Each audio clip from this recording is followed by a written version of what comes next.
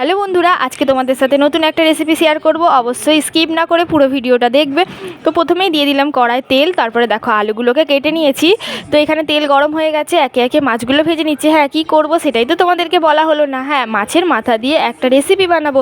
তোমরা তো মাছের মাথা দিয়ে অনেকেই অনেক রকমভাবে খেয়েছো, মুড়ো ঘন্ট, তারপরে হচ্ছে পুঁই শাক দিয়ে মাছের মাথা দিয়ে। তো আজকে ভাবলাম বানাই আলু দিয়ে মাছের মাথা দিয়ে ঝোল।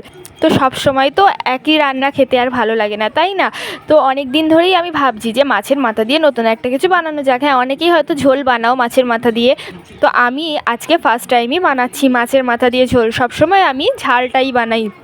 তো দেখো, প্রথমেই আলুটা আমি লাল লাল করে ভেজে নিলাম, দিয়ে পেঁয়াজটাকেও আমি দিয়ে দিয়েছি। একটু লাল লাল করে ভাজা হয়ে যাওয়ার পর দিয়ে দিলাম আদা, রসুন, জিরে সব বাটা একসাথে করে রেখেছিলাম, দিয়ে দিলাম কাঁচা লঙ্কা, লঙ্কা গুঁড়ো, হলুদ গুঁড়ো দিয়ে ভালো করে মশলাটাকে আমি কষিয়ে নেবো। তো চলো মশলাটা এদিকে হতে থাক, তোমাদের কিছু আমি কথা বলি।